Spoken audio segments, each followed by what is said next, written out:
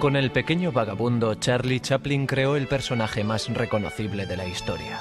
En la vida que llevó, Chaplin concibió uno de los relatos más sublimes jamás contados, pasando de la miseria a la riqueza. Pocos artistas han experimentado tanta adulación como repugnancia. Él mismo dijo que era más famoso que Jesucristo, y tenía razón. Había lugares en el mundo donde se reían con él y en los que nunca habían oído hablar de Jesucristo. Charlie era tan autócrata que con un chasquido de sus dedos el mundo se ponía a sus pies.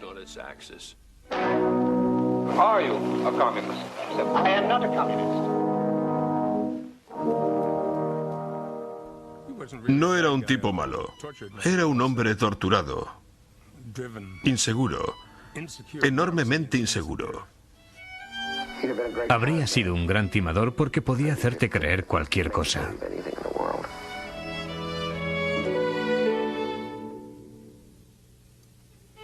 Charles Chaplin. Una vida de vagabundo. Primera parte.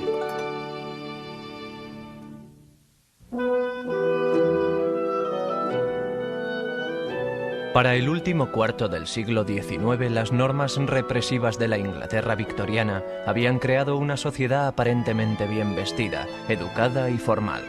Una sociedad que estaba al borde de sofocarse por su propio remilgo y deseos frustrados. Una sociedad en parte salvada debido a algún lugar conocido como Londres del Sur, situado a algunos kilómetros cuadrados al otro lado del río Támesis, donde había más prostitución, embriaguez y, lo más importante, más espectáculos en directo que en cualquier sitio de Inglaterra. En una sociedad segregada por clases, los ricos y los pobres se juntaban en los teatros de variedades y en las tabernas. Había muchas modistas y costureras. La gente frecuentaba las tabernas. Había trabajo, prostitutas y alcohol. La diversión se encontraba en las tabernas. Fue en este mundo donde Charlie Chaplin padre se ganó la vida como cantante, interpretando a varios personajes y canciones sobre la vida de la gente común. No tan exitosa, pero quizá con más talento, Hannah Hill, de 20 años, cuyo nombre artístico era Lily Harley, una cantante que realizaba varias imitaciones muy divertidas de la gente a la que observaba. En 1885, Hannah dio a luz un niño, Sidney, el padre hasta hoy en día desconocido. 14 semanas después del nacimiento de su hijo, conoció y se casó con Charlie Chaplin, padre. 4 años más tarde, el 16 de abril de 1889, Hannah parió al único hijo que tuvieron en común, Charlie Spencer Chaplin. No existe ningún archivo oficial de su natalidad, aunque Charlotte insistió en que nació en East Street, a la vuelta de la esquina del lugar de nacimiento de su hermanastro Sidney.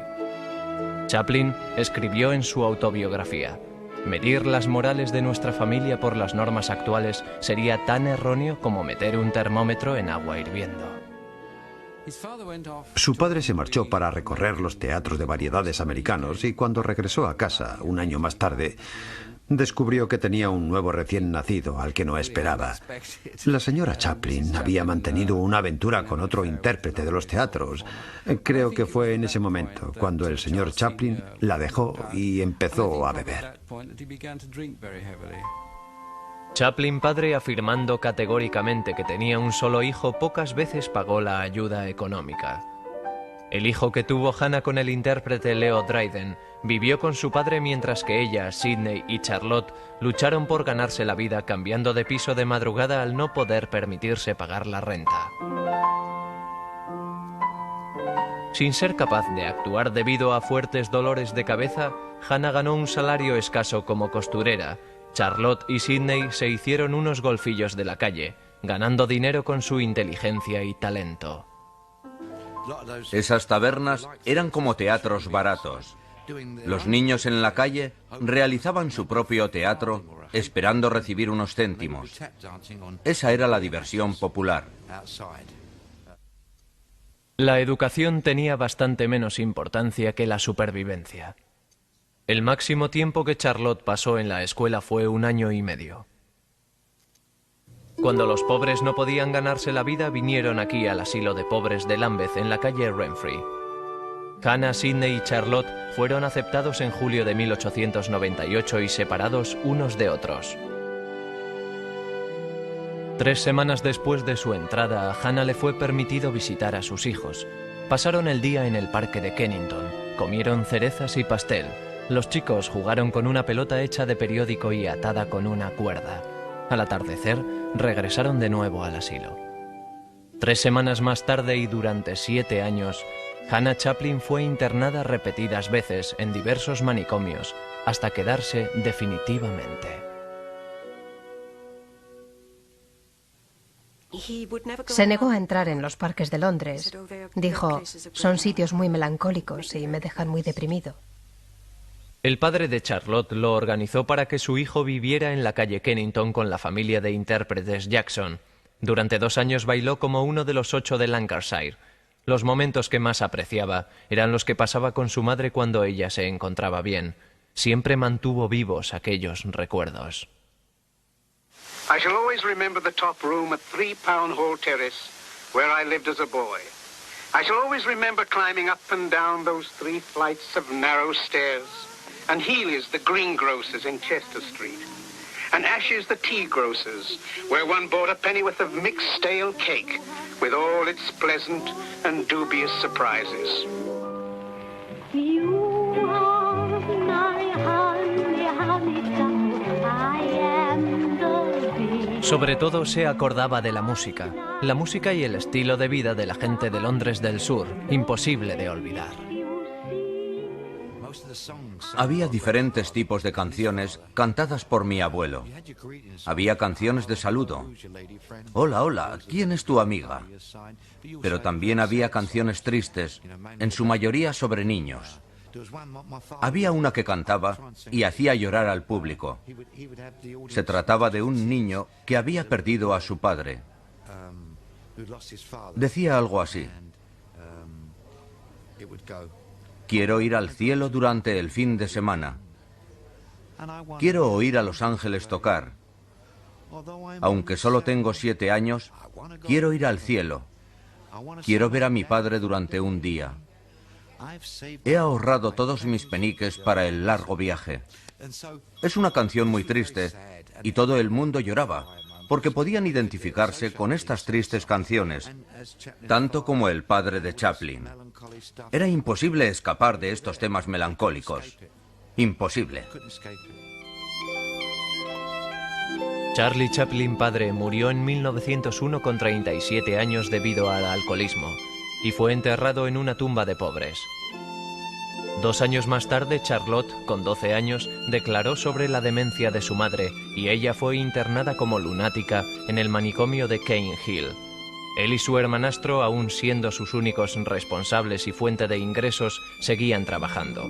Sidney encontró trabajo en la Marina Mercante y Charlotte como actor en un pequeño papel en una adaptación de teatro de Sherlock Holmes. En 1908, su hermano, siendo una estrella de la compañía, logró trabajo para Charlotte con el empresario Fred Carano y sus cómicos mudos. Fred Carano tenía autobuses que viajaban de un teatro a otro. Mi madre solía decir que subían al autobús supuestamente sin Charlotte. Pero sí lo hacía. Y cambiaban el maquillaje y los vestidos para ir al siguiente teatro porque tenían sketch distintos en teatros diferentes. A Charlotte le gustaba su arte, pero siempre se ponía nervioso delante del público. Otro actor de Carano, Stanley Jefferson, dijo sobre Charlotte: reconozco que parecía frío y superior, pero no lo era. La gente durante años no sabía o se negaba a creer que Charlotte era un hombre muy tímido. Con 19 años se enamoró de la bailarina de 15 años Hetty Kelly. Se vieron solo 6 veces en 11 días antes de que Hetty le dijera que era demasiado joven para él, que sus palabras de amor le asustaban y que no podía volver a verle. Charlotte más tarde escribió: el episodio para ella no fue nada más que una obsesión infantil, pero para mí fue el comienzo de un desarrollo espiritual, una búsqueda de la belleza. A excepción de su madre, sus 6 citas con Hetty formaron la relación más intensa de su juventud. Al año siguiente, Chaplin reemplazó a su hermano y tuvo un gran éxito al interpretar a un borracho. Ya que su hermano era una estrella más importante y demasiado estimable para ser perdido al vodevil americano, Fred Carano envió a Charlotte a una gira por los Estados Unidos. Charlie Chaplin jamás volvió a vivir en Inglaterra.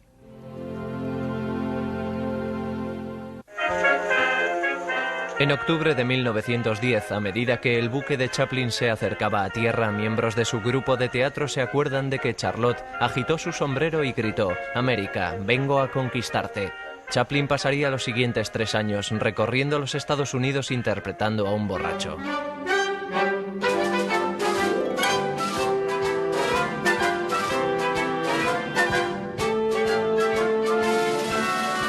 Después de cientos de actuaciones, el acto de Chaplin desarrolló la coreografía precisa de un ballet y un ritmo cómico casi perfecto. El público americano nunca había visto lo que él y su compañero de piso, Stanley Jefferson, ahora conocido como Flaco, del Gordo y el Flaco, podían hacer. Stanley, tanto como Charlotte, siempre era bueno en introducir un elemento que había sido hecho en Inglaterra años antes. Charlie Chaplin, cuyo padre había muerto de alcoholismo, se convirtió en una estrella interpretando a un borracho para conseguir risas. Se permitió los placeres carnales de una vida en carretera, pero desdeñó el alcohol y abordaba su arte con una ética de trabajo puritana, pasando mucho de su tiempo libre observando el comportamiento humano cuidadosamente. Le gustaba buscar la verdad en la gente y daba la impresión de que podía entender de qué se hablaba y pensar bien en ello antes de contestar. Tenía un talento increíble para detectar los aspectos particulares del comportamiento humano que son atemporales y absolutamente universales. Charlotte y Sidney alcanzaron un nivel de éxito que permitió que su madre Hannah fuera trasladada a Peckham House, un manicomio privado. En agosto de 1913, Chaplin, que raramente escribía cartas, explicó a su hermano Sidney que iba a aceptar un trabajo con la compañía cinematográfica Keystone de Mack Sennett por 22.500 pesetas por semana. Creyendo que había descubierto un buen filón, escribió: «Solo quiero trabajar unos 5 años y luego seremos independientes para toda la vida». Llegó a Los Ángeles en diciembre y se estableció en el centro en el Hotel Great Northern. El rey de la comedia, Mack Sennett, tenía unas reglas sencillas: haz los chistes rápidos, cortos y divertidos. Pero Chaplin, cuyo acto en el escenario estaba centrado en el personaje, dependía del ritmo perfecto y del movimiento, no entendía el estilo rápido de Sennett.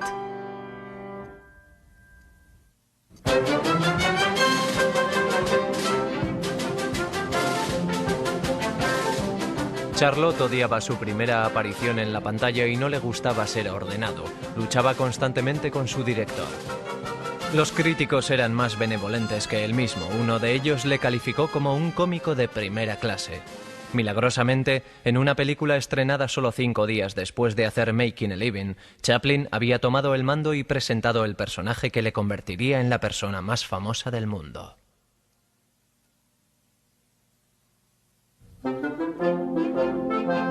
Chaplin dijo que decidió sobre el traje mientras se dirigía al departamento de vestuario.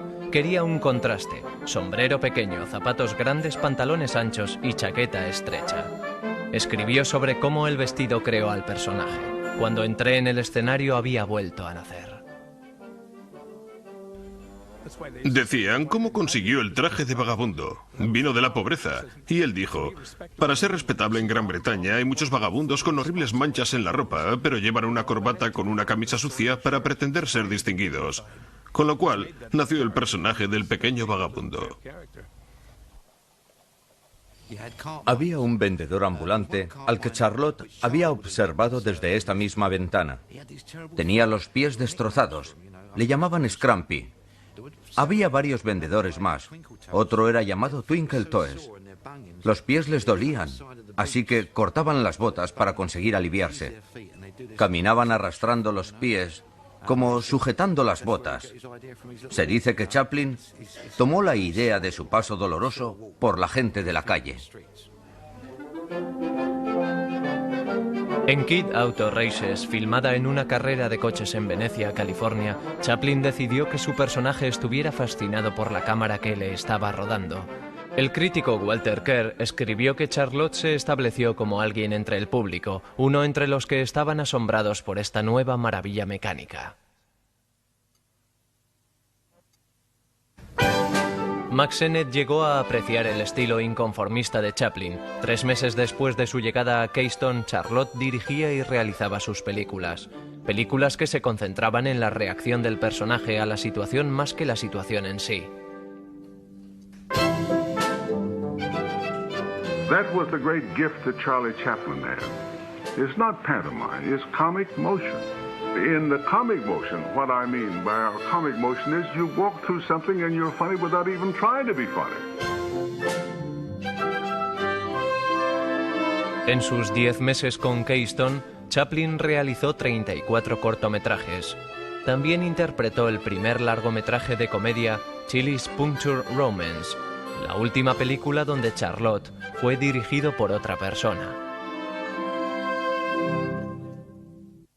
En 1914, Chaplin cambió de la compañía Keystone a Essanay, en Chicago, por un salario de 187.500 pesetas a la semana y un plus de inscripción de 1,5 millones.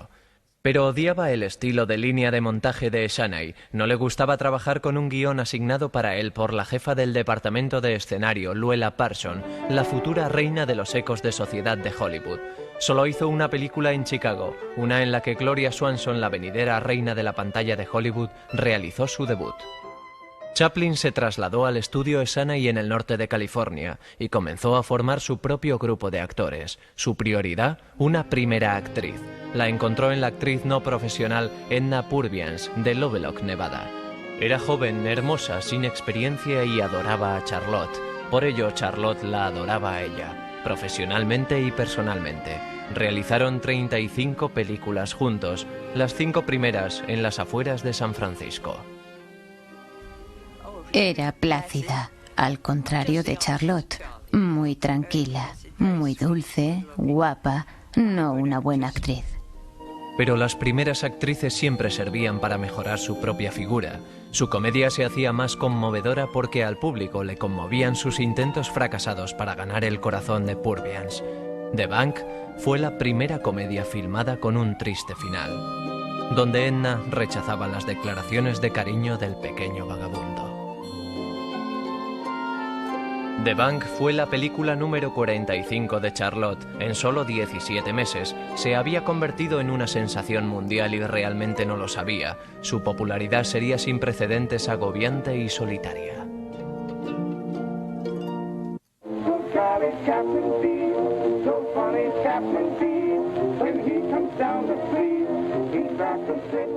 ...1915 fue llamado el año de Chaplinitis. Charlie dijo que toda la adulación no fue por él, sino por el hombrecito, el pobre vagabundo con quien la gente de todo el mundo podía identificarse y al que otros intérpretes imitaron sin vergüenza, incluyendo a su excompañero de piso, Stan Laurel, para quien llegaría la fama 6 años más tarde. Era una cosa casi religiosa cuando la gente iba al cine. Creo que sus películas siempre se estrenaban el mismo día, el martes. Iban al cine los martes para ver a Chaplin.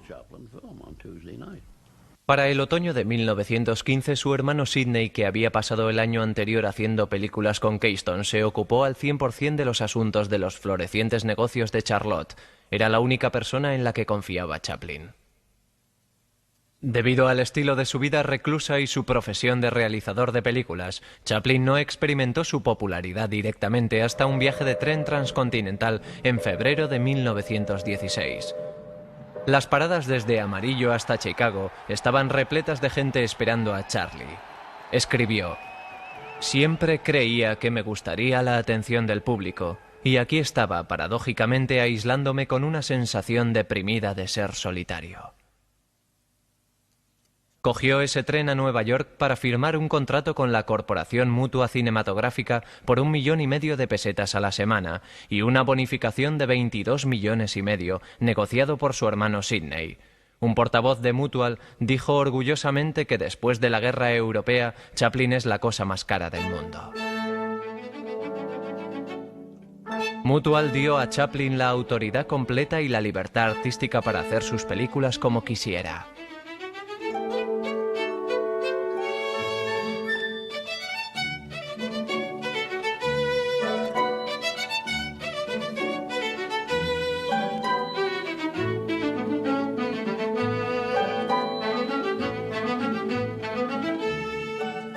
Pronto, Chaplin formó un equipo de apoyo que cambió muy poco a lo largo de los años. Además de la primera actriz Edna Purviance, también tenía el tipo duro, Eric Campbell, el tío no tan duro, Henry Berman, el director de interiores Alf Reeves y el cámara Rolly Totteroth. Su fuerte lealtad no quedó sin recompensa. Mantenía las nóminas durante los años en los que no realizaba películas, pagando a la gente cada semana. Había gente con esa nómina que había estado con él desde el principio. He's the most lovable, likable person in the world. When everything is going right, you know, as far as he's concerned. He could be like a Jekyll and Hyde. One minute he's swelling and then he can be all mean. All he has to do is give you a look or you can feel him. Geez, you hate your guts. Chaplin exigía mucho de sí mismo y no esperaba menos de los demás. Dirigía a todos, cada movimiento. Así que para la gente como Purviance, que no era una actriz muy buena, copiaba lo que él le decía que hiciera. Chaplin no habló ni escribió mucho sobre su manera de realizar películas. Le gustaba decir, si la gente sabe cómo se hace, la magia desaparece. Unos años después de la muerte de Chaplin, su viuda permitió a los documentalistas Kevin Brownlow y David Gill el acceso a sus almacenes de películas. Lo que descubrieron e incluyeron en su documental El desconocido Chaplin fue una revelación. Ya que no tenía guión, y siendo él mismo el director y la estrella, ensayaba delante de la cámara, haciéndolo incluso 50 o 60 veces. Con eso, no solo evoluciona el argumento, sino también la interpretación. Nadie reparó en ello, y ese descubrimiento ha evolucionado a lo largo del tiempo. Nunca realizaba tomas numeradas. Tan solo improvisaba sin importarle el tiempo que podían perder. Solía decir, solo nos estamos retrasando un día. No le importaba. ¿Por qué preocuparse si el resultado final sale bien? Trabajaba en una habitación totalmente austera. No había nada más que una silla dura, una mesa y una ventana tan alta que no se podía mirar hacia afuera para eliminar las distracciones. En su tiempo libre, Chaplin no era muy sociable. Tuvo ingresos en 1917 de 75 millones de pesetas. Sus gastos personales, 75.000 pesetas, una cantidad que cuando era pobre, Chaplin hubiera considerado una fortuna. Un amigo le escribió como más ansioso que tacaño en cuanto al dinero. Vivía en el Athletic Club de Los Ángeles, donde quedaba con Edna para cenar tranquilamente, aunque durante sus años en Hollywood dijo que solo tenía un verdadero amigo.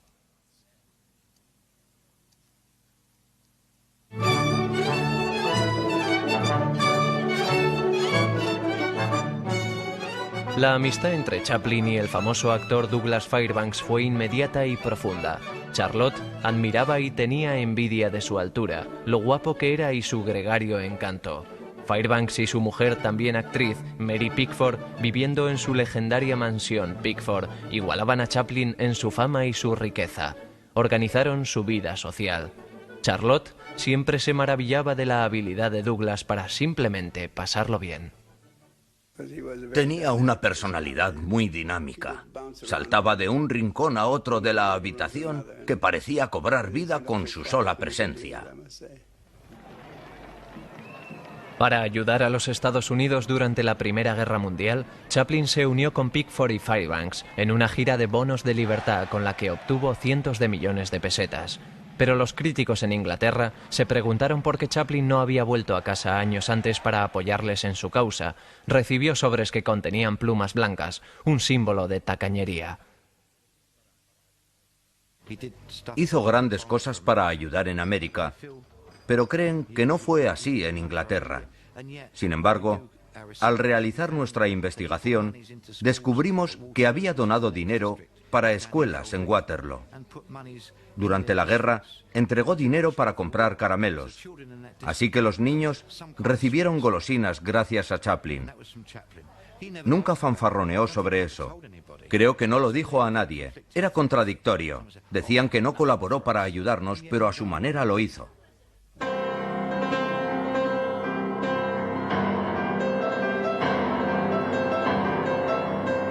Además de hacer un cortometraje para animar a la gente a comprar bonos de libertad, Chaplin realizó Armas al hombro, una película sobre el vagabundo luchando en la Primera Guerra Mundial. Se proyectó en cines de todo el mundo gratuitamente.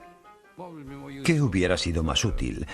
¿Que Chaplin muriera como otro soldado desconocido en una de las ridículas batallas de la Primera Guerra Mundial o que siguiera realizando películas? A lo largo de la Primera Guerra Mundial, los cortometrajes de Chaplin dieron a los hospitales militares un muy necesario alivio. Muchas veces, las películas fueron proyectadas en el techo para los pacientes que no podían incorporarse en la cama.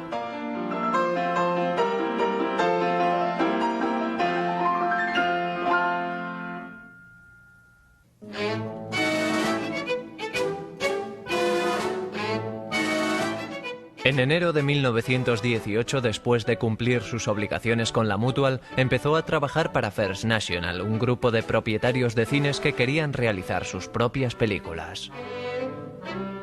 I wanted a studio in a hurry, and as if by magic I got it. First National le construyó su propio estudio. Le pagaron 150 millones de pesetas al año y dividieron todos los beneficios a medias. Creían con razón que habían hecho un buen trato. Según el contrato, Chaplin tenía que pagar todos los costes de la realización, así que en su búsqueda hacia la perfección gastaría sus propios fondos. A Charlotte le parecía muy bien, dijo, el día de las películas malas se acabó.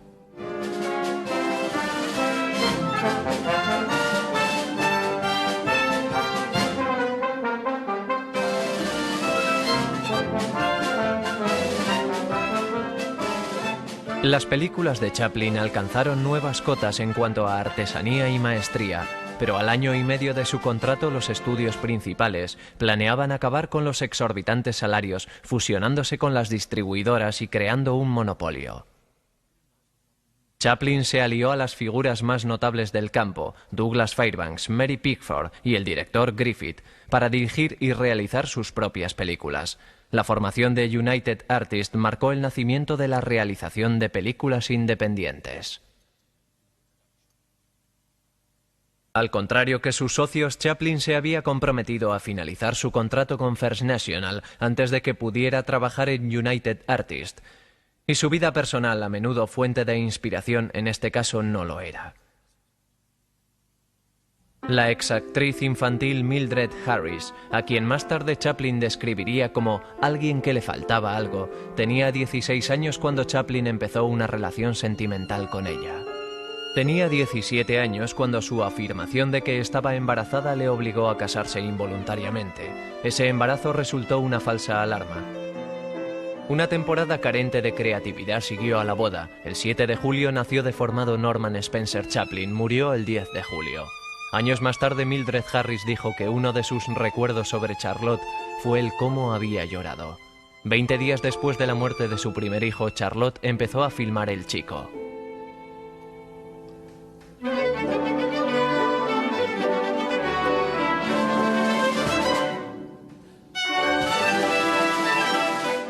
El Chico trata de un vagabundo que acepta y cría a un bebé huérfano. Fue el segundo intento de Chaplin en hacer una comedia, algo que los grandes del mundo cinematográfico dudaron que se pudiera cumplir. La comedia es corta. Puede hacer reír durante media hora de 20 formas diferentes.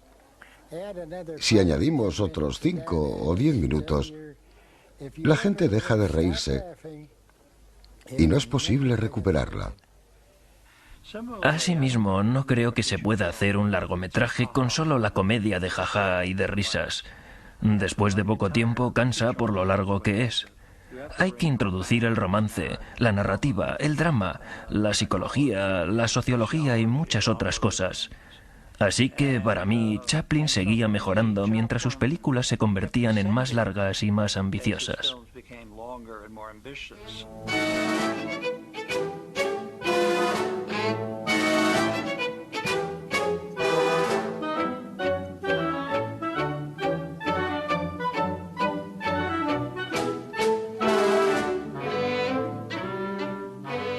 Charlotte vio a Jackie Coogan por primera vez en un escenario de vodevil en el centro de Los Ángeles. Sabía que había encontrado a su chico y los dos se hicieron inseparables. Cuando los ejecutivos de First National se pusieron nerviosos por el horario prolongado del rodaje, Chaplin les invitó al estudio para pasar una tarde y realizó un pequeño acto con Jackie. Todo el mundo fue a casa contento. Era estrafalario. ¿Puedes darme un ejemplo? Hacía cualquier cosa para conseguir una risa. Hacía un alto y horrible desde una escalera. Eso es una repentina caída alta y horripilante desde una escalera. Hacía lo que fuera para romper la monotonía. Durante la realización de El Chico, Mildred Harris Chaplin pidió el divorcio de su marido, afirmando crueldad y abandono. First National le dijo que añadiera los bienes de negocio de Charlotte a la demanda, incluyendo El Chico. Una noche de agosto, Charlotte y su equipo llevaron en tren 12 cajas de película a Salt Lake City, donde en secreto editó El Chico en una habitación de un hotel, lejos de las leyes de propiedad común de California. Mildred Harris, de 19 años, aceptó la satisfacción de otros bienes comunes y 15 millones de pesetas. Todo esto disuadió temporalmente a Chaplin de la idea de matrimonio. Para él, la única constante en su vida era su trabajo.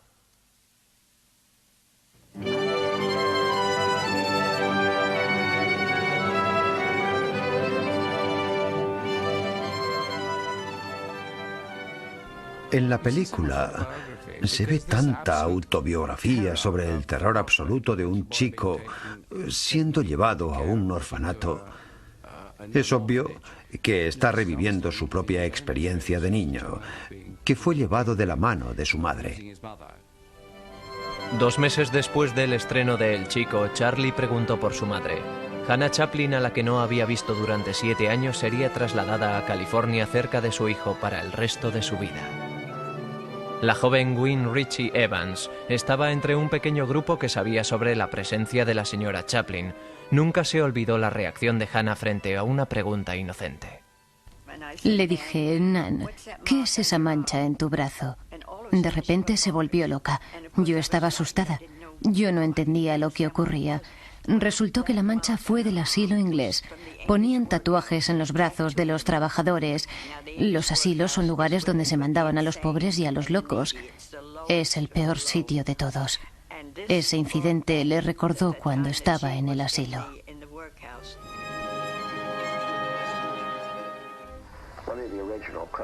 En una de las escenas de The Kid, cuando los del orfanato me están llevando, Charlotte me estaba dirigiendo y estaba llorando a la vez. Me lo estaba haciendo física y mentalmente, pidiéndome que le imitara.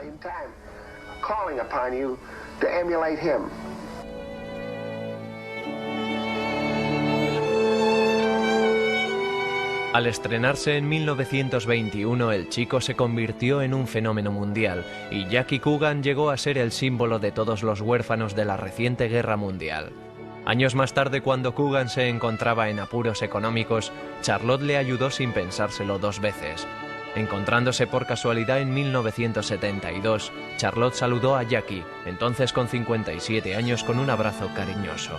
Luego dijo al oído de la señora Coogan: no olvide nunca que su marido es un genio.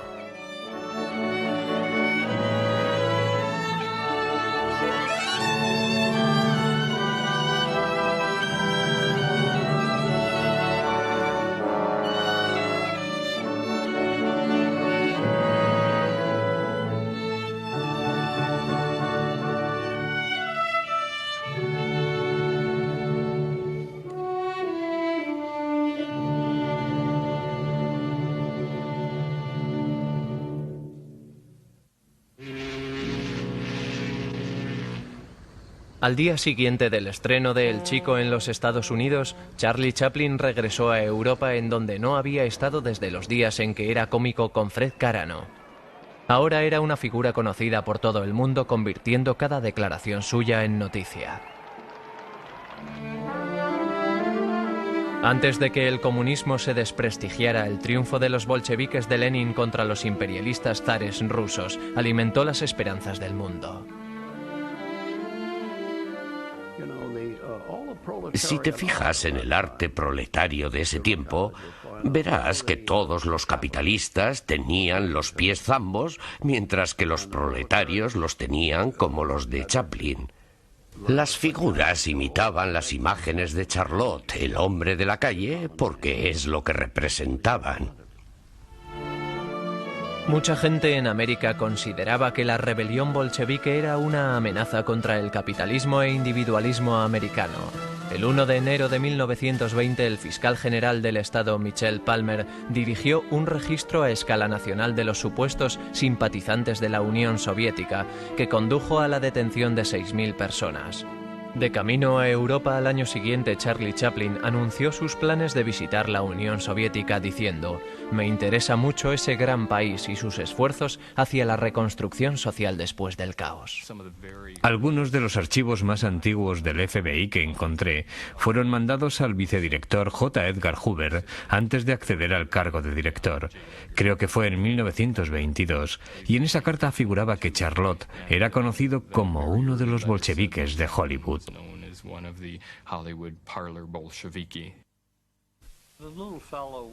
El hombrecito cojeaba hacia las izquierdas, pero albergaba sentimientos contradictorios. Era un genio, y también muy rico, y sin embargo era el hombrecito. A pesar de ello, todo lo que hizo en su vida fue para huir de esta imagen de hombrecito. Cuando volvió a Inglaterra en 1921 y tras un recibimiento digno de un héroe conquistador, su primer destino fue el barrio de su juventud, Lambeth, donde anduvo por las calles sin ser molestado por una multitud creciente que mantenía una distancia respetuosa. Conoció al dramaturgo George Bernard Shaw y creó una amistad con el escritor Wells.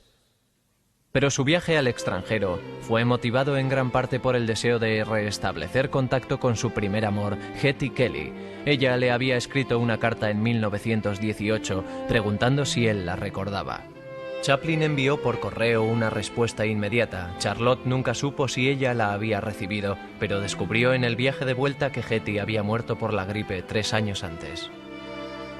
Chaplin regresó a California y se estableció de alquiler en las colinas de Hollywood, cumplió su contrato con la First National con 3 películas de baja calidad y se lanzó en una tempestuosa aventura de 8 meses con Pola Negri, la reina del drama. Debido a su endiosamiento y a su edad, ella tenía casi 30 años, era la amante menos apropiada para Chaplin.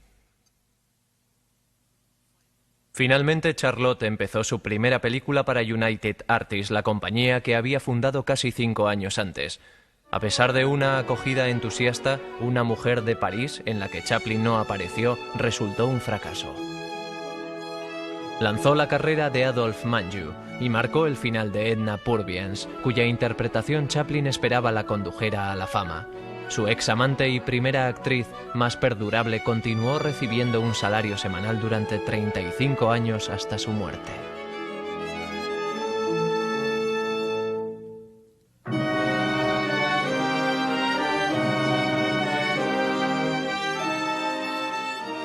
Chaplin inteligentemente introdujo de nuevo al vagabundo para su siguiente producción, The Gold Rush, la película por la que confiaba que se le recordara. Fue un rasgo de su genialidad el que lograse una comedia sobre la verdadera historia de un grupo de mineros de oro, aislados por los elementos, luchando por sobrevivir e incluso algunos muriendo de hambre. Sobre la película, Chaplin escribió: «Debemos reírnos abiertamente de nuestra impotencia ante las fuerzas de la naturaleza, o nos volveremos locos».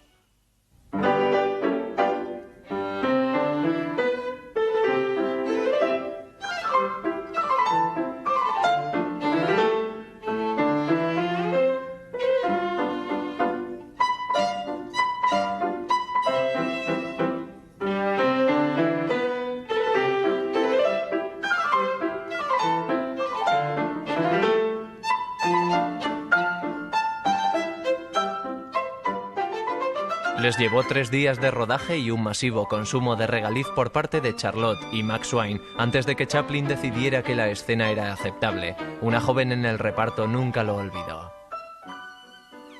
Fue la toma 464 y él y Max Swain estaban comiendo mucho regaliz. Si solo hubieran sido un par de tomas, hubiera estado bien. Pero Charlotte, a la 464, tenía que ir corriendo continuamente al baño. Resulta que el regaliz es un laxante. Los dos se pusieron muy enfermos, pero continuaron hasta que Charlotte consiguió lo que quería. Como primera actriz para The Gold Rush, contrató a Lita Grey, de 16 años, la cual le había cautivado 4 años antes como Lilita McMurray en El Chico. Representaba a un ángel en una escena de un sueño.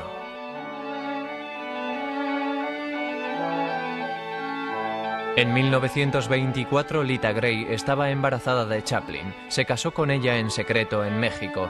Este fue su segundo matrimonio indeseado.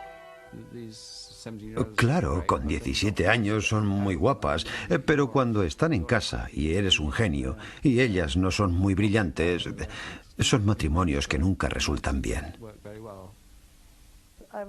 Deseaba mucho estar con gente de mi edad. A los 17 años era solo una niña. La gente de nuestra compañía era como Albert Einstein, muy seria. A mis 17 años me parecía un viejo verde. El embarazo de Lita Grey dio a Chaplin, descontento con su actuación, la excusa para reemplazarla en The Gold Rush. Casi al año del rodaje, una desconocida de 18 años llamada Georgia Hale llegó a ser primera actriz. Terminó todas sus escenas en 9 semanas.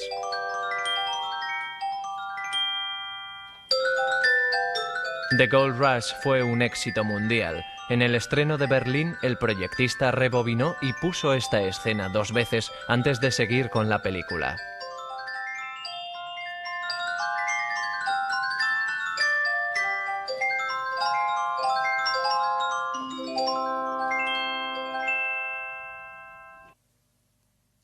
El 5 de mayo de 1925, Lita Grey Chaplin dio a luz a Charles Spencer Chaplin, hijo.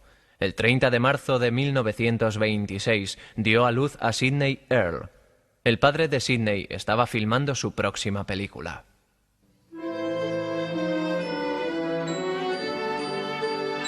La realización de El Circo, en la que el vagabundo interpreta a un payaso que solo divierte cuando intenta no hacerlo, marcaron los 2 peores años de la vida de Chaplin.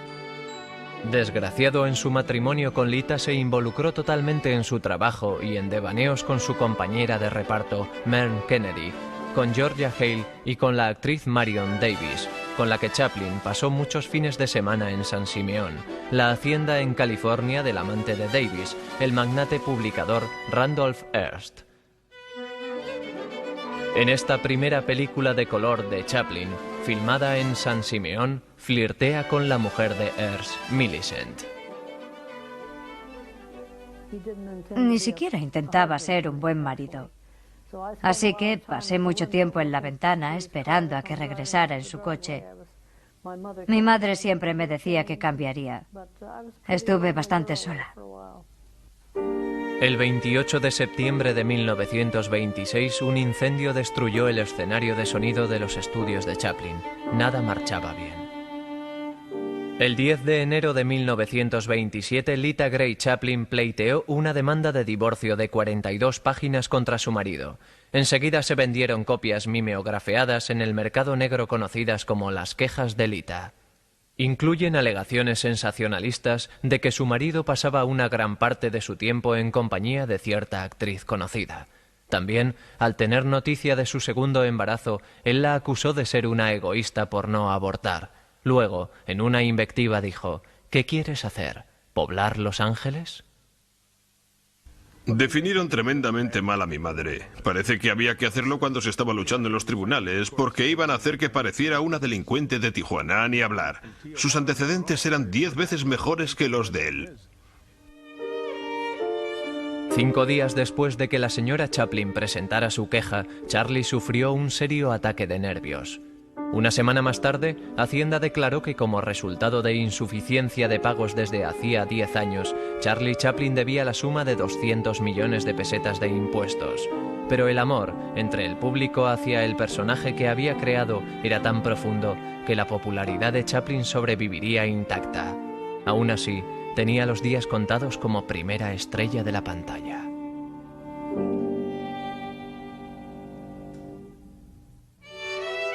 El éxito sin precedentes y popularidad del personaje del pequeño vagabundo marcaron la primera mitad de la carrera de Charles Chaplin, pero ese éxito mermaría cuando Chaplin y su público dieron menos importancia al personaje del vagabundo y más a su propia persona.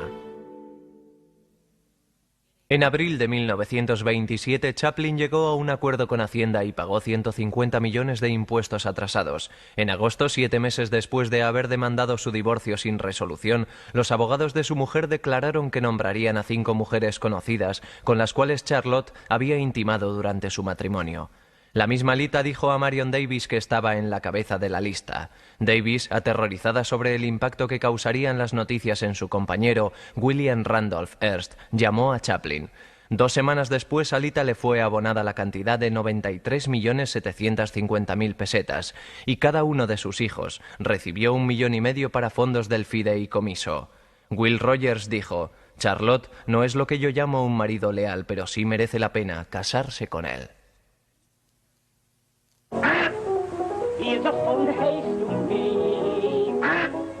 Para Chaplin, el hombre que convirtió la pantomima en un idioma internacional, los comienzos del cine sonoro fueron muy duros.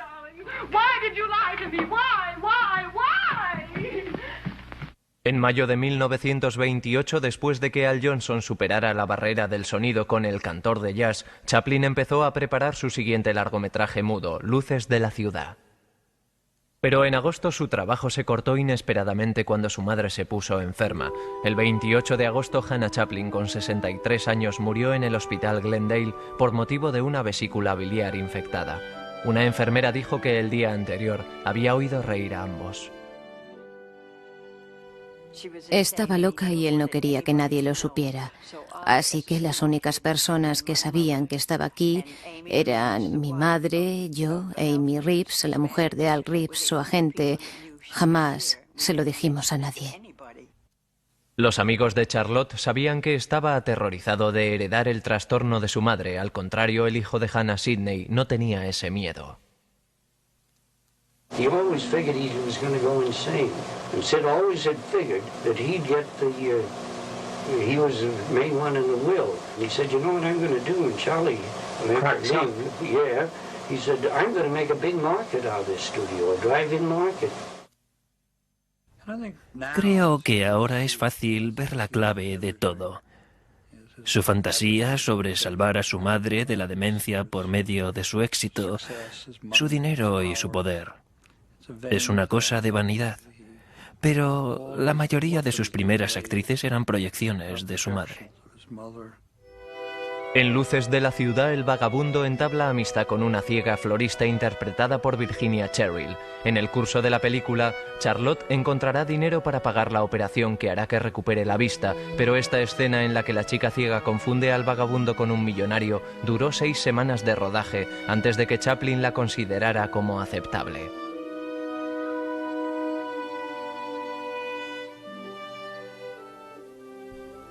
Creo que era muy valiente al utilizar su propio dinero. Nunca pidió un préstamo para hacer sus películas. Así que si perdía el dinero, era su problema. Dijo, la única competencia es uno mismo. En sus exigencias.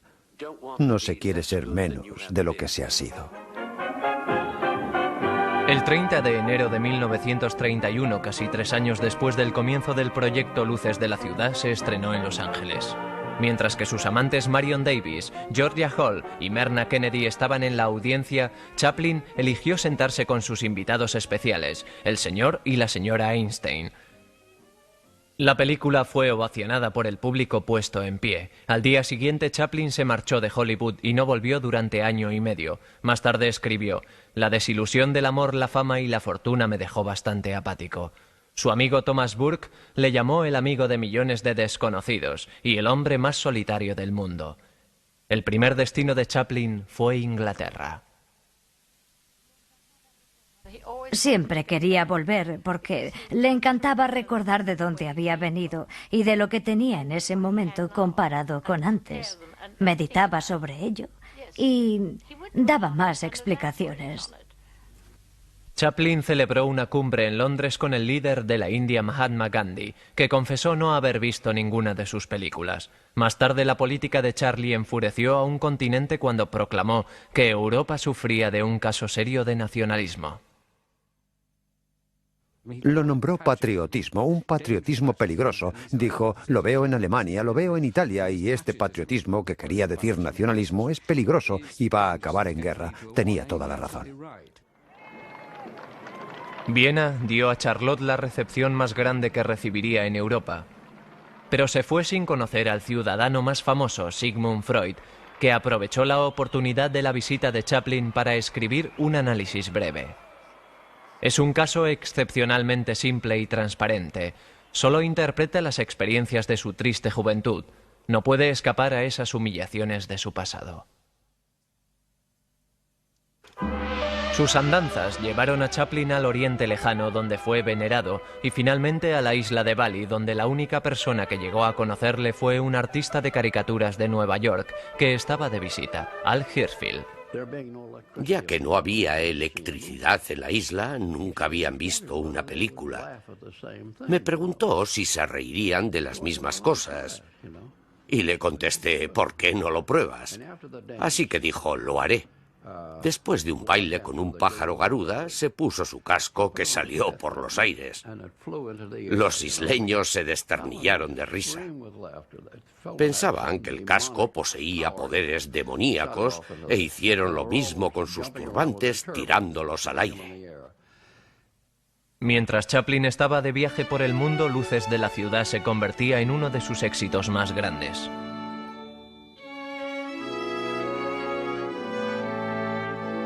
En esta escena, donde la florista, con la vista ya recuperada, se da cuenta de que el vagabundo no es millonario pero sí es su salvador, James Agee escribió: «Basta con verlo para que el corazón se te encoja», y es uno de los momentos más culminantes de la historia del cine.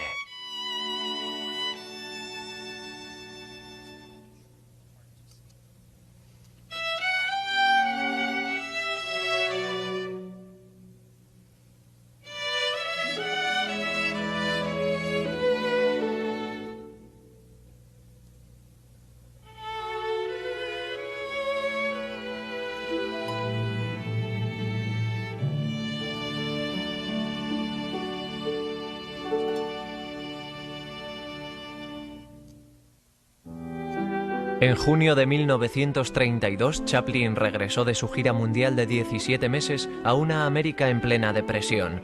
2 semanas después de su llegada, publicó un artículo titulado La solución económica, en el que sugería el uso de una moneda internacional y una forma más humana de capitalismo: proteger el bienestar de los trabajadores.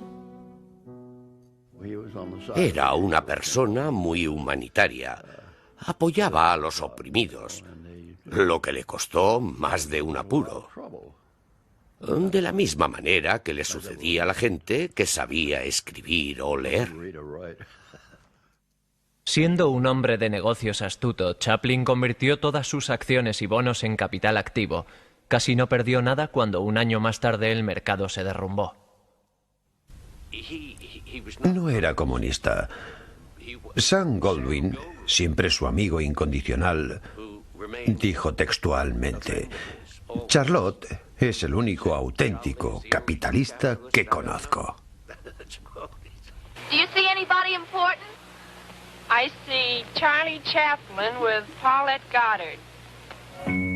Después de su gira por el mundo, Chaplin conoció a la actriz de 21 años Paulette Goddard.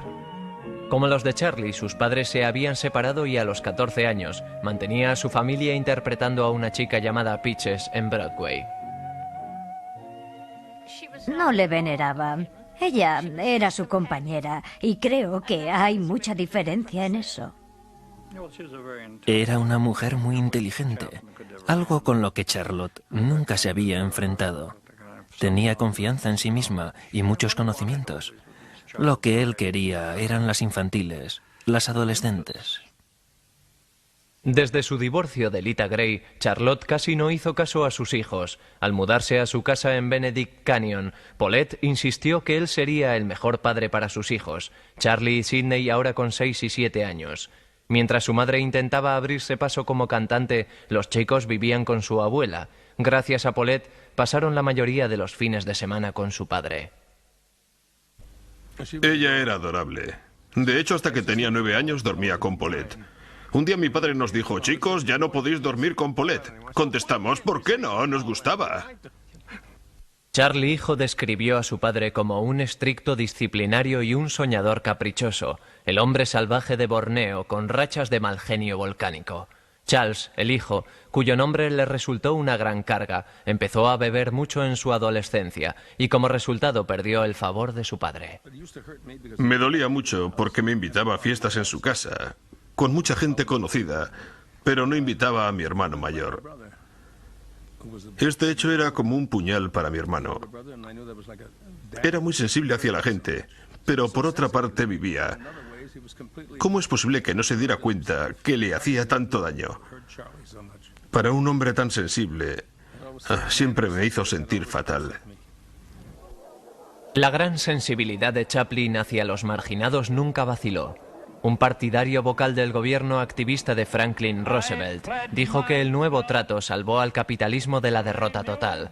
Chaplin más que nunca se sintió obligado a hacer que su arte reflejara la angustia de los tiempos modernos.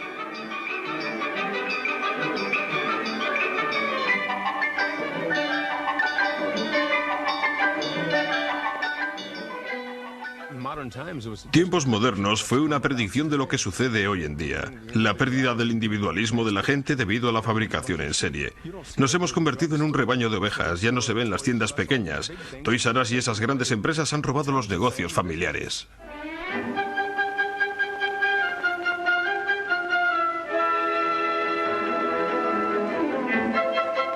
Mientras Charlotte se resistía a meter diálogos en sus películas, abrazó la posibilidad de incluir la música sincronizada, música que empezó como una sencilla melodía desde las profundidades de su imaginación o de su pasado. Su subcompositor en tiempos modernos fue David Raksin. Charlotte no era compositor en el sentido real de la palabra, pero decir esto suena bastante negativo y era mejor que eso. Solía tener estas pequeñas ideas, pero no sabía cómo escribirlas en papel, lo que era una desventaja. Siempre necesitaba a alguien que lo hiciera por él. Años después, dos compositores cogieron una melodía sin nombre que Chaplin había creado para tiempos modernos. Lo convirtieron en Smile, uno de los grandes éxitos de Nat King Cole. De sus 8 años juntos, Charlie Chaplin y Paulette Goddard llevaban 4 de ellos casados. Su ambición, independencia y auténtico talento le hicieron única entre las mujeres de Charlotte. También, mientras estaba con Charlie, mantuvo relaciones sentimentales con el compositor George Gershwin y el artista Diego Rivera. Ella, más que las demás, entendía que para Chaplin su trabajo siempre era lo más importante.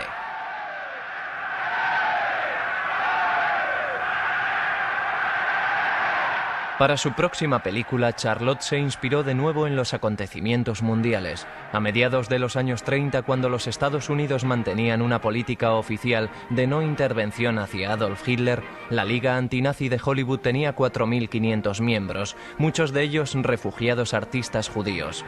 En esta colonia de antifascismo, Charlie Chaplin empezó una comedia sobre Hitler llamada El Gran Dictador.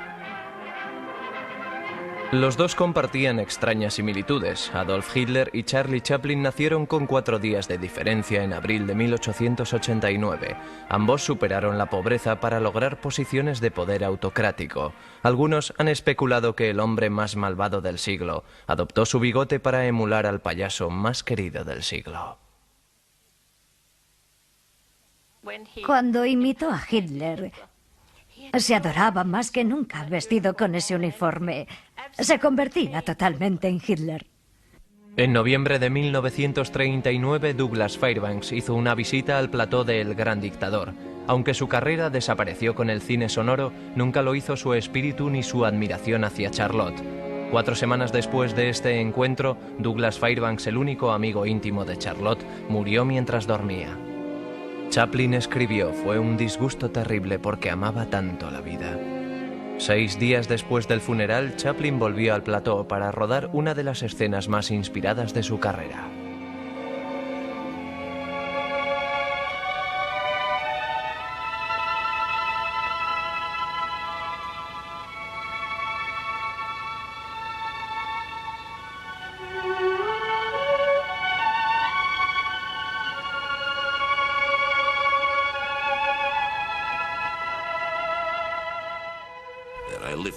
De niño vivía en la época de los nazis, así que fue una catarsis al ver que alguien podía reírse de este cruel payaso Hitler de tal manera como lo hizo Charlotte.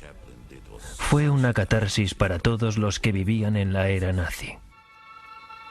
Cuando por fin Charlie Chaplin decidió hablar en la pantalla, eligió comunicar palabras de esperanza a un mundo que se internaba en un conflicto. The hate of men will pass, and dictators die, and the power they took from the people will return to the people, and so long as men die, liberty will never perish. Al estrenarse en octubre de 1940, un año antes de que ocurriera el incidente de Pearl Harbor, El Gran Dictador llegó a ser el éxito más grande de la carrera de Chaplin y el catalizador para el periodo más políticamente activo de su vida. Cuando América entró en la guerra, Chaplin estaba angustiado por el fuerte retórico antisoviético. Después de todo, dijo, Rusia era nuestro aliado contra Hitler y había sufrido muchas bajas al defender el frente del Este. En un discurso en San Francisco para el Comité Americano de Ayuda de Guerra para los Rusos, Chaplin pidió a los Estados Unidos que lucharan junto con los soviéticos en este segundo frente, una propuesta ya aprobada por el presidente Roosevelt y el ministro de Asuntos Exteriores. Pero fue su saludo lo que le metió en problemas. Mi padre se levantó y se dirigió a todos aquellos tipos duros. ¡Camaradas! Hubo un estruendo de aplausos que nunca se había oído. Alguien lo apuntó y le convirtió en comunista porque dijo camaradas.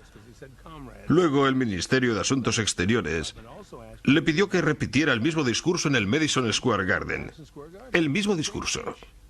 En este discurso, Chaplin también dijo, los comunistas no son diferentes a cualquier otra persona, sufren como todos nosotros y mueren como nosotros.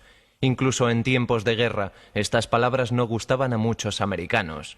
Y con la llegada rápida de la Guerra Fría, este discurso y otros regresarían para atormentar a Chaplin. Pero hubo otro escándalo que tuvo gran relevancia. A Charlie Chaplin le encantaba el tenis y era bien respetado como jugador, competidor, táctico y atleta. Pero cuando la actriz de 22 años Joan Barry apareció una tarde en junio de 1941 para observarle, tenía la intención de seducir a Charlotte, el cineasta y mujeriego. Lo logró y consiguió un contrato modesto para su nuevo proyecto y la atención personal del jefe. La verdad es que estaba fascinado por las mujeres, hasta tal punto que cada conquista se convirtió en parte de su trabajo. Pero para ella, la aventura tenía un significado mucho más amplio. 6 meses después de comenzar su proyecto y su aventura con Chaplin, Joan Barry empezó a aparecer en su casa a cualquier hora de la noche, borracha, hostil y a veces tirando piedras a las ventanas cuando se negaba a dejarle entrar. No había transcurrido un año después de conocerla, cuando Chaplin pagó el contrato de Barry y le compró 2 billetes de ida a Nueva York. Caso cerrado por ahora, pero de nuevo necesitaba una actriz para su película.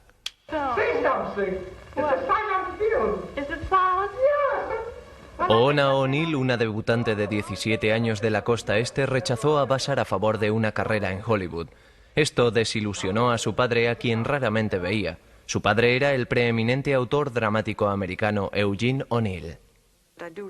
Recuerdo que Oona dijo que cuando era niña, una limusina iba a buscarla para llevarla a ver a su padre.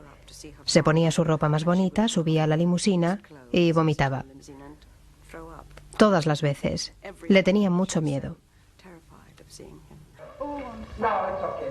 Chaplin jamás terminó la película en la que conoció a Oona O'Neill. En cambio, se enamoró de ella. Era hermosa, inteligente, muy tímida y ella le adoraba.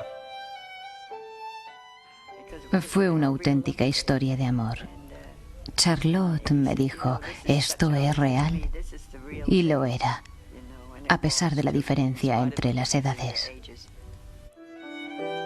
Poco tiempo después de cumplir 18 años, Oona O'Neill se casó con Charlie Chaplin, de 54 años. Su padre lo desaprobó. Odiaba Hollywood, a Chaplin y su historial con las mujeres. Nunca conoció a ninguno de sus 8 nietos. Desde el principio, Chaplin y su mujer construyeron una barrera invisible alrededor de su relación, protección contra un mundo en el cual los dos desconfiaban. La tarde del 23 de diciembre de 1942, Sidney Chaplin visitó la casa de Summit Drive para charlar con su padre. Había subido las escaleras y me dijo, ¿qué haces aquí? Parecía muy raro y nervioso. Yo le contesté, papá, quiero hablar contigo sobre esto. Entré en el cuarto, pero allí había una mujer con un arma. Eso me dio un susto de muerte. Pero entonces me di cuenta de quién era. Habíamos cenado juntos y cosas así. La mujer era Joan Barry y se había marchado de casa de Chaplin después de que le diera dinero, pero 6 meses más tarde entabló una demanda de paternidad contra él por 22,5 millones de pesetas, comunicando al mundo que el niño que llevaba fue concebido en diciembre, supuestamente la noche en la que allanó la morada de Chaplin. Estaba un poco loca. Bueno, en realidad diría totalmente demente. Antes del caso de paternidad contra Chaplin, el gobierno federal aprovechó el caso para acusarle de la violación de una ley oscura, diseñada para combatir la prostitución comercial y a veces empleada para hostigar a individuos famosos. El caso de Joan Barry fue totalmente orquestado por el FBI y la evidencia es clara. Archivos del FBI obtenidos a través de la Ley del Derecho a la Información hacen un cuadro de una organización, específicamente un director, obsesionados con crear largos informes basados en información distorsionada, dudosa o falsa.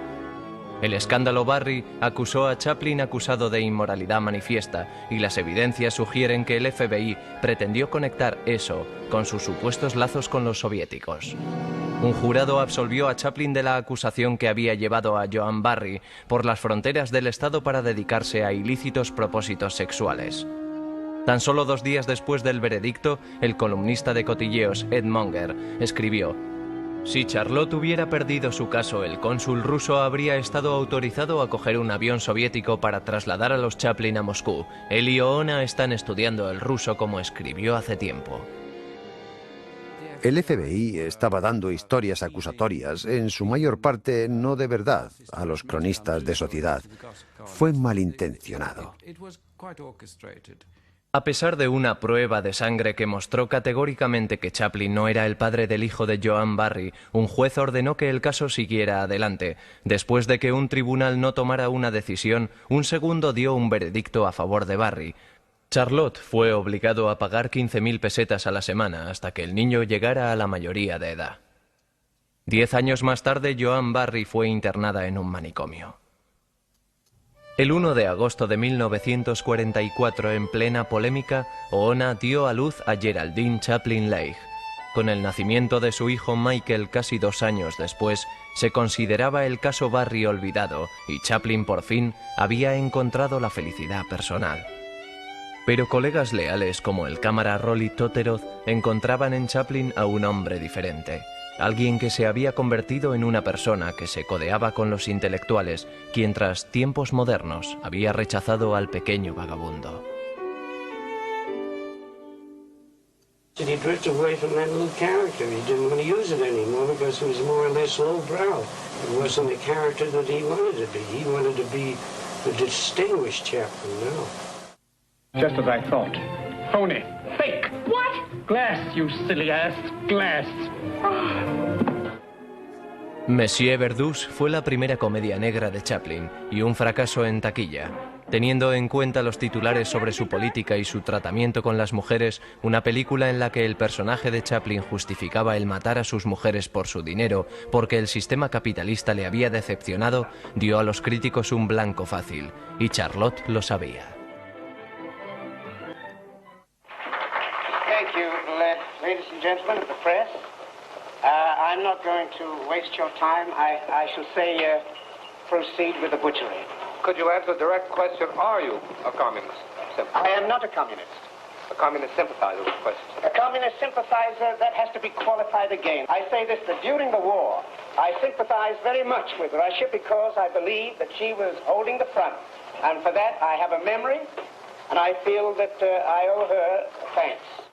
Chairman J. Parnell Thomas of New Jersey opens an inquiry into possible communist penetration of the Hollywood film industry. Monsieur Verdoux se estrenó en Washington 5 días después de que el Comité sobre las Actividades No Americanas citara a algunas figuras de Hollywood. Algunos dijeron que el cariz de la interrogación era inconstitucional y fueron encarcelados por desacato al tribunal. Pero la mayoría sugirió que el comunismo se había infiltrado en Hollywood y dieron nombres de personas. Chaplin confirmó su asistencia, pero luego cambió de opinión y mandó un telegrama al presidente Thomas declarando: «No soy comunista, soy pacifista». Empezó a trabajar en su última película de Hollywood, también la más autobiográfica de su carrera.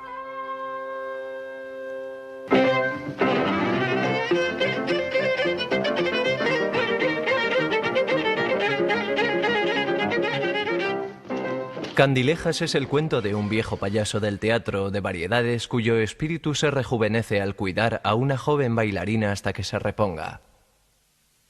Claire Bloom, que fue seleccionada por Chaplin porque se parecía mucho a su mujer Oona, se dio cuenta de que esta era una historia sobre cómo podía haber sido la infancia de Chaplin. Me dijo: quiero que te pongas un chal. Mi madre llevaba un chal como ese. Mi madre llevaba una chaqueta como esa.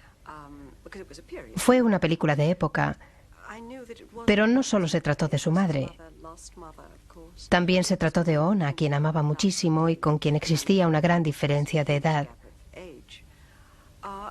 Además fue sobre los amores perdidos, como Hetty y las otras chicas a quienes había amado. His soul, his sweetness, his sadness. Nothing will ever separate me from that. Chaplin incluyó a algunos miembros de su familia en Candilejas. Su hijo Sidney tuvo un papel secundario, su otro hijo Charles interpretó a un policía, su hermanastro Willard Dryden, quien había recibido un pago de Charlie desde 1918, interpretó a un médico y los hijos de Charlotte, Geraldine, Michael y Josephine aparecieron brevemente al comienzo de la película. Para Chaplin, Candilejas parecía una cariñosa reconciliación con su pasado. Llegó en un momento en el que su mundo estaba a punto de cambiar para siempre. La primera vez que fui a su casa le dije: «¿Qué casa más bonita?». Y me contestó: «Sí, pero no sé durante cuánto tiempo más van a permitirme quedarme aquí». Creo que él sabía que era solo cuestión de tiempo.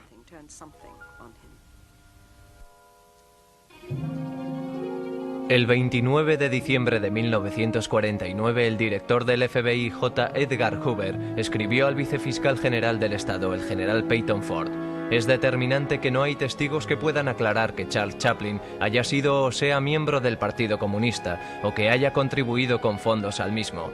Esta carta no significó que Hoover se deshiciera de expedientes que afirmaran lo contrario dentro del voluminoso archivo que tenía sobre Charlotte. Nos tenían considerados como a una familia polaco-judía. No sabían nada sobre las tumbas en Inglaterra.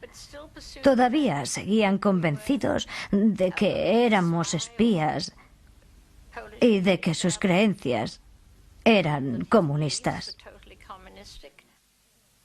La feroz independencia y arrogancia de Chaplin hicieron que fuera un blanco fácil dentro de su industria. Cronistas de sociedad como Ed Sullivan y Hedda Hooper estaban dispuestos a perseguirle, ya que nunca se había favorecido de ellos, como con la mayoría de los famosos. Hizo lo que quería, realizó sus películas a su manera, logró hacerlo, y había gente, algunas de las figuras más importantes en Hollywood, que se ofendían por eso, así que tenían ganas de desencumbrarle. El 17 de septiembre de 1952, Chaplin y su familia partieron a Londres para el estreno de Candilejas. El 18 de septiembre, J. Edgar Hoover dio al fiscal general del estado James McGrannery el archivo de Chaplin. El 19 de septiembre, McGrannery anuló el permiso de entrada de Charlotte, diciendo: Chaplin es una persona desagradable, si lo que han dicho de él es la verdad. Calvin Coolidge said when he terminated his presidency, he was embarking to go home, and waylaid by one of the pressmen who said, Mr. President, won't you say a few farewell words to the American people? He said, yes, goodbye.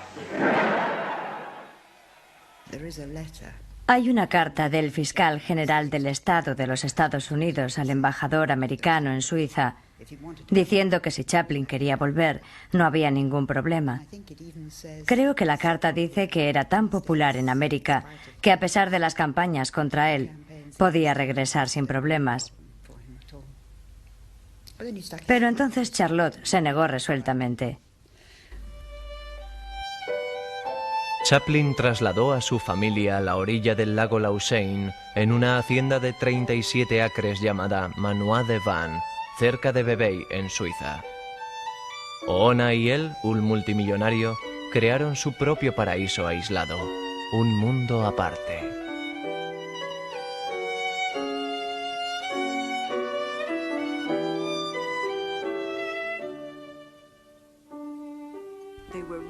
Eran muy autosuficientes, pero creo que excluían a los hijos. Aunque los adoraban y les querían muchísimo, Charlie y Oona eran una pareja muy íntima. Realmente nunca estabas con él, ni con los dos. Les veías y recibías las instrucciones, pero nunca estabas con ellos. En sus escasas apariciones públicas, Charlotte no hizo nada para hacerse querer por América. Fue aquí donde conoció al primer ministro de China, Zhou Enlai, y en 1954 aceptó el Premio para la Paz Mundial patrocinado por los soviéticos. El New York Times escribió: si Chaplin fuera menos rencoroso, se daría cuenta de que su premio no es un premio de paz, sino uno para los que sirven los objetivos de un brutal y tiránico imperialismo. Un rey en Nueva York, filmada totalmente en Inglaterra, fue un desastre en todo el mundo y no se estrenó en los Estados Unidos hasta 1976. Chaplin interpretó a un monarca exiliado que llega a Manhattan, pero su sueño americano fracasa. No fue una película muy buena, porque si se hace una película con amargura e ira, no resulta tan bien como si se hace con amor y sentimientos. Pero era un ser humano. Tenía derecho a estar enfadado. Le trataron muy mal. Chaplin y su mujer tuvieron 4 hijos más en Suiza, llegando a un total de 8. Su último hijo, Christopher, nació en 1962, cuando Charlotte tenía 73 años. Parece extraño, pero Charlotte nació en 1889. Era un mundo distinto y todavía tiene algo de su educación victoriana. A veces era gracioso y nos reíamos, pero otras veces no lo era. Yo era una de sus hijas, así que no lo sé. Chaplin viajó varias veces a Londres en sus últimos años. A menudo cogía un autobús en dirección a su antiguo barrio. Aún era el chico inseguro buscando respeto. Cuando subíamos al avión su acento cambiaba. Se hacía muy británico. Sidney, sobre las 9 estaremos cenando en el Savoy. Ponte una corbata. Pensé, no habla así en casa. La prensa inglesa era muy cruel. Le decían que aún seguía siendo un cómico del este de Londres, y eso ocurrió cuando tenía 70 años. La prensa dijo: todavía no eres un personaje real. Vienes de aquí.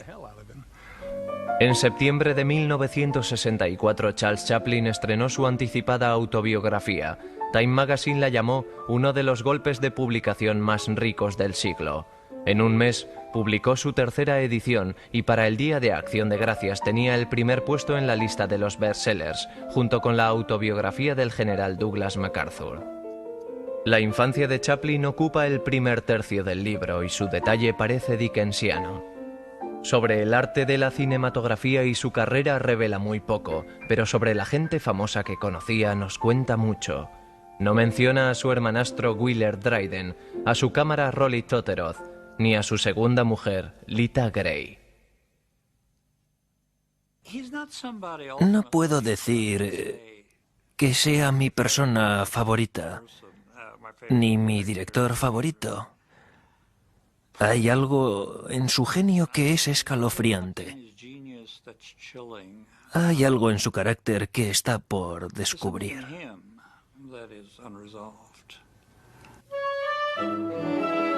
En 1966, justo antes de cumplir 77 años, Chaplin empezó a dirigir su producción número 81, una comedia romántica en la que había pensado 30 años antes para Paulette Goddard. La condesa de Hong Kong, interpretada por Sophia Loren y Marlon Brando y realizada en el mismo año que El Graduado y Bonnie and Clyde, estaba terriblemente pasada de moda. Brando llamó a Chaplin un tirano egoísta y probablemente el hombre más sádico que nunca había conocido. Brando es un hombre muy testarudo. Muchas veces un cabeza hueca así, que no entiende muy bien las exigencias de un gran director como Charlie, no aceptará la dirección. Así que la película resultó una pena, un desastre. Chaplin perdió su último contacto con su infancia cuando el día en el que Charlotte cumplió 76 años, su hermanastro Sidney murió. 3 años después, en 1968, el primer hijo de Chaplin, Charles, murió debido al alcoholismo. Tenía 43 años.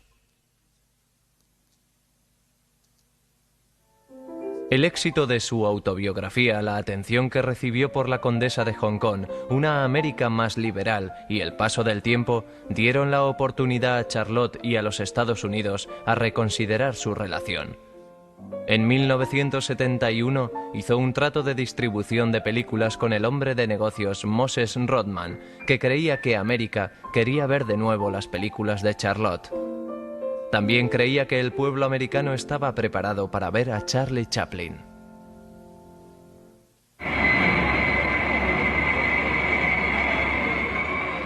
Veinte años después de marcharse, Charlie Chaplin regresó a América en un viaje de negocios para mejorar las posibilidades de promocionar sus películas.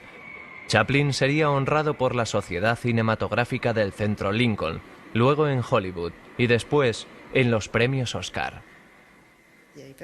En el último momento casi se echa para atrás porque temía que todavía existía mucha hostilidad por parte del pueblo americano.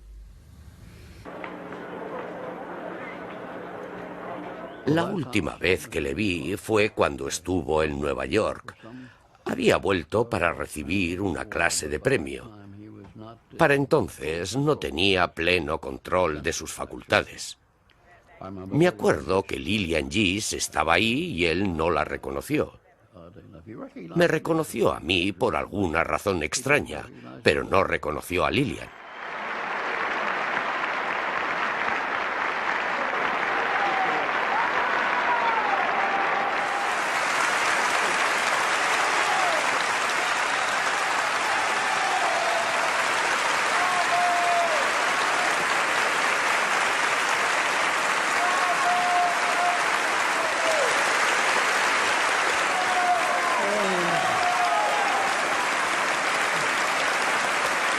Words seem so futile, so feeble. I can only say that thank you for the honor of inviting me here. And, oh, you're wonderful, sweet people. Thank you. Alistair Cook, el observador británico de asuntos americanos, escribió sobre las celebraciones para Chaplin en Nueva York. Las lágrimas mojaron al público. Era muy viejo, temblando y buscando en la niebla de sus memorias algunas frases simples. Ahora era una muñeca senil e inofensiva. Como dice la canción, es fácil amarle, no hay peligro en adorarle. Estaba seguro de que en 1972, cuando recibió el premio de la Academia, su carrera había acabado. Y pensaba que todo el mundo se olvidaría del pequeño vagabundo y de Charlotte.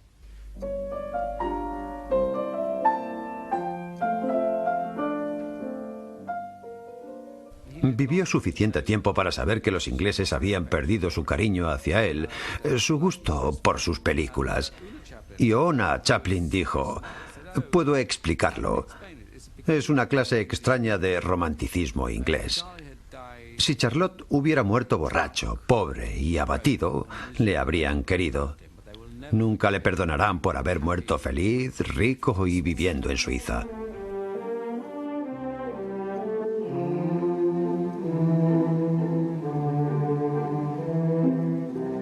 My mother used to sing this to me. Estaba ahí sentado, miraba para arriba y decía: este es el cielo.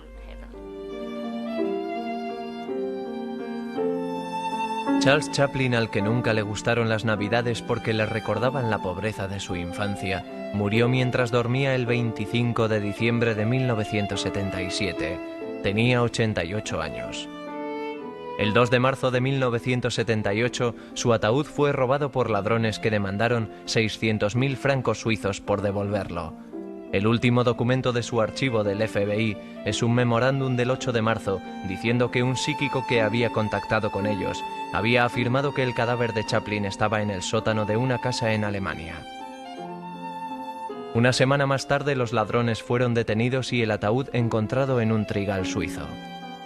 Oona Chaplin dijo que estaba conmovida porque los ladrones habían elegido un sitio de descanso muy tranquilo.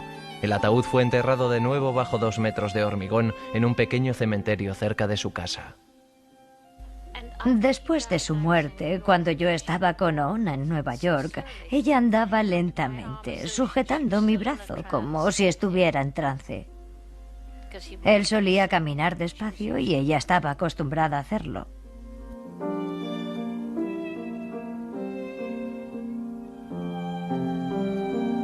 Oona O'Neill Chaplin, años más tarde, alcohólica reclusa, murió de cáncer de páncreas en septiembre de 1991. Tenía 66 años.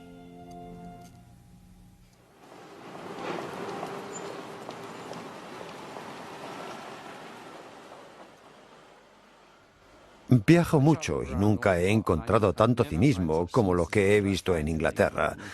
Si ves ahora los periódicos y la televisión, parece que no se puede ser cínico y gustar a Charlie Chaplin a la vez. No es posible.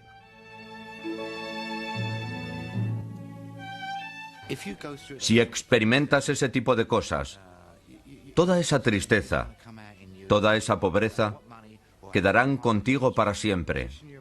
Van a salir. No importan ni el dinero que poseas ni la posición que tengas.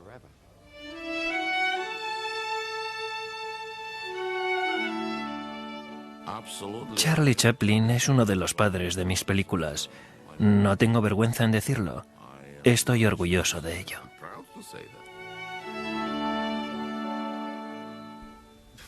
Para ser un hombre tan sensible era un tipo raro.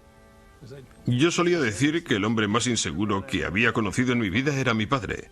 A veces quería levantarle en brazos, yo era mucho más grande que él, y decirle: papá, lo has conseguido, lo has logrado.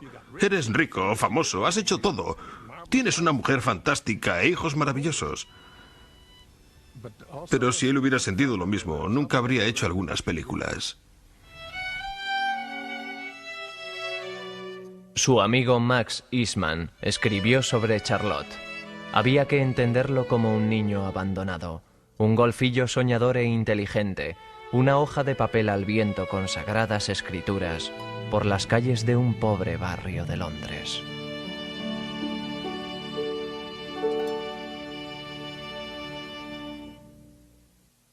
as it sipped the honeydew. They both promised to be true. Then he whispered to her words she thought divine. You are my honey, honeysuckle, I am the bee. I'd like to sip the honey sweet from those red lips you see. I love you dearly, dearly, and I want you